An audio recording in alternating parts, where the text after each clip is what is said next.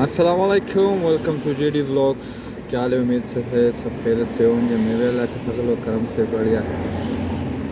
اپنا part time کام کے لیے نکلا، وہی گلوبو ایک آڈر آیا تھا جدھر میں رہتا ہوں، اس سٹی کا نام ہے دیزیو۔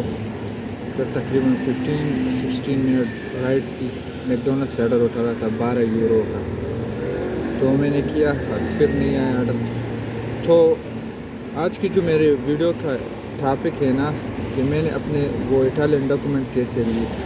اچھا، سٹوری جس طرح اور لوگوں کی ہوتی ہے سیم اس طرح میری بھی ہے۔ جب ہم پاکستان سے آئے، لیگل نہیں، یہ کنٹری کو کراس کر کے تھوڑا بہت جیل بھی ہوا ہنگری میں، تقریباً 45 دن۔ ایک میں تھا اور ایک میرے ساتھ جو پاکستان سے آیا تھا، میرا دوست، میرا بیسٹ فرینڈ ہے، وہ بھی تھا۔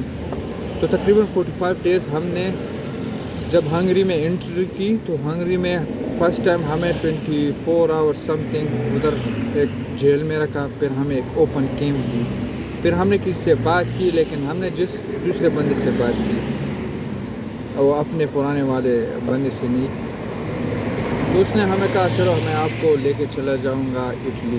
جب ہم رات کو کیمپ کے لیے نکلے تو گاڑی موٹر وے پر جا رہے تو سیدھے چیک پوسٹ پہ گیا، ایک رومانیہ کا ایک بندہ تھا۔ تو ہم تقریباً گاڑی میں تھے 4-5 بندے تھے، بہت ٹائم ہو گیا ایسے ادھر یاد نہیں۔ تو ادھر سے ہمیں پھر ان لوگوں نے پکڑا، ہم سے انٹرویو ہوئی کہ کون تھا، کس طرح تھا، تو ہم نے وہ بولا کہ یہ تھا، ادھر سے ہم آئے، ادھر سے اٹھایا، تو ان لوگوں نے ہمیں جیل میں رکھا۔ تو جیل میں تقریباً 45 ڈیز سم تھنگ ہم نے گزارے۔ پھر ہمیں وہ لیٹر آیا، ہمیں نیچے بلایا کہ آپ لوگ نیچے آ جاؤ۔ ہم اوپر رہ رہے تھے، تقریباً 2 فلورس کا تھا وہ جیل۔ تو لوگوں نے ہمیں بلایا کہ آپ نیچے آ جائیں، تو ہم نیچے چلے گئے۔ تو وہ لوگوں نے کہا کہ آپ لوگ کی رہائی ہو گئی ہے، آپ لوگوں کو ہم پیپر دیں گے، اس میں ٹکٹ ہوگا اور آپ لوگ جائیں گے اسی کیمپ، جس کیمپ میں ہم آئے تھے ہنگری میں، اسی کیمپ کا ایڈریس پھر دیا۔ تو ہم پھر ادھر چلے گئے، پھر اپنے وہ پرانے بندے سے بات کی کہ ہمیں اٹلی جانا ہے۔ تو اس ٹائم ایک آسٹریا سے ایک لڑکا آیا تھا، 16 ایئر اس کی ایج تھی، اس کے ساتھ آسٹریا کے پیپر تھے، وہ تھا افغانستان سے۔ تو اس کے ساتھ ہم آئے ٹرین میں اور پھر آسٹریا میں ہم صبح پہنچے تقریباً رات کو، پھر ہماری ٹرین کی ٹکٹ تھی۔ تو پھر ادھر سے آ کے جب ہم انٹری کی ہم لوگوں نے اٹلی کے بارڈر پہ، تو اٹلی کے بارڈر پہ پولیس کھڑی تھی، پولیس والوں نے ہمیں نیچے اتارا، ہم سے فنگر لیے، ہمارے نام ایج سب کچھ لیا، کچھ ٹائم روکا، پھر ہمیں ایک اور پیپر دیے کہ آپ لوگ جائیں گے، ایک کیمپ ہے، اس سٹی کا نام ہے اودینے، ہم ادھر اودینہ کہتے ہیں اس کو، آپ لوگ جائے، آپ لوگوں کے ادھر آپ لوگوں کے اسائلم ادھر لے لیں گے، ہم نے آپ کو یہ پیپر دے، یہ کیمپ ہے، آپ کیمپ میں چلے جائے تو آپ کو وہ انٹری دے دیں گے۔ تو ہم چلے گئے کوئی اور سٹی اس کا نام تھا بلزانو، ہم نے سوچا شاید کوئی اور سٹی میں کر دیں گے، لیکن اس ٹائم رولز چینج ہوئے تھے، رول اس طرح چینج ہوئے تھے کہ آپ جب وہ آپ کو کہیں گے اس کیمپ میں جائے تو آپ ادھر جائیں گے۔ تو پھر ہم واپس آئے اودینے کیمپ میں اس ٹائم رمضان تھا، اور جب جو ہی عید گزر گئی تو ٹرانسفر میں ہمارے نام آئے تھے، میں تھا، وکاس، ایک اور بندہ جو ہمارے گھر میں رہتے عاصم، ہم کرتے ہیں ابھی، ایک ہمارا دوست جو ہے وہ ڈنمارک میں رہتے۔ تو پھر ہمارا ٹرانسفر آیا، صبح جب ٹرانسفر آیا تو بہت پولیس کی گاڑی آئی تھی کہ کوئی نہ رہے جس کے ٹرانسفر ہوئے۔ تو ہم پھر اس تقریباً 6 گھنٹے کہ 7 گھنٹے بس میں سفر تھا، تو ہم میلان میں آئے، میلان سے پھر اور کیمپ ہمیں دے دیا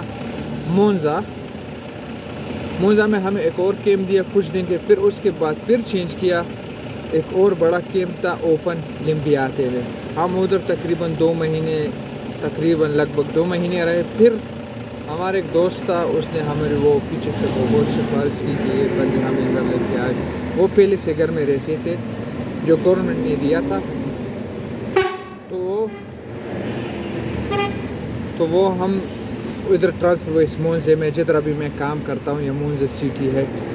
تو اس گھر میں ہم نے تقریباً جب آئے تو ہمارے وہ ریزیڈنس کارڈ بنے، جو ایڈریس کارڈ ہوتے ہیں، ڈاکٹر کارڈ بھی بنایا۔ پھر ہم ویٹ کر رہے تھے انٹرویو کی، میری اور میرے دوست جو اکٹھے ٹرانسفر ہوئے تھے، ایک تیسرا ہمارا دوست تھا عاصم، اس کی انٹرویو پہلے ہو چکی تھی ہم سے، تو ہم دو پھر ہم چلے گئے انٹرویو کے لیے۔ انٹرویو میں جو ہمارا وہ ٹرانسلیٹر تھا، جو وہ ہمارے ٹرانسلیشن کر رہا تھا، تو جج اس کی بات کو صحیح طرح سمجھ نہیں رہا تھا، تو پھر میں اسی ٹائم پر ایکسٹینڈ کیا کہ تم نیکسٹ ڈیٹ کو پھر آ جاؤ۔ تو پھر جب گیا تو ایک اور بندہ ہے، میں نے کہا نہیں، میں نے اس کو انٹرویو نہیں دینی جو ٹرانسلیٹر تھا۔ پھر تیسری مرتبہ ایک اور ٹرانسلیٹر آیا جو پٹھان تھا، پھر میں نے اس کو انٹرویو دی، اور تقریباً 2 مہینے بعد میرے رزلٹ آئے۔ میں گیا تھا کاغذ رینیو کے لیے، جو 6 منتھ کا جو اسے کہتے ہیں ورک پرمٹ۔ پھر میں گیا، ان لوگوں نے مجھے کہا کہ آپ کے ڈاکومنٹ ہو چکے ہیں اللہ کے فضل و کرم سے۔ تو اسی ٹائم ان لوگوں نے مجھے فنگرز کی ڈیٹ دیے۔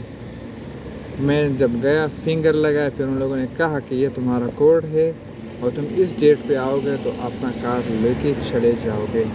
تو اس ٹائم پہ پاسپورٹ لازم ہو گیا تھا، اس سے پہلے پاسپورٹ نہیں مانگتے تھے۔ جب میں نے اندر پاسپورٹ لے کے گیا، جس کاؤنٹر پہ میں کھڑا تھا ادھر مجھ سے پاسپورٹ لیا ہی نہیں، نہ فوٹو اسٹیٹ۔ تو اس نے مجھے 5 ایئرس کے ڈاکومنٹ دے دیے الحمدللہ۔ پھر ہماری کہانی اس سے شروع۔ تو اچھی بات ہے کہ ڈاکومنٹ بندہ لے لے، کس طریقے پاکستان بھی جا سکتا ہے، اس کا جو مقصد ہے وہ بھی پورا کر سکتا ہے۔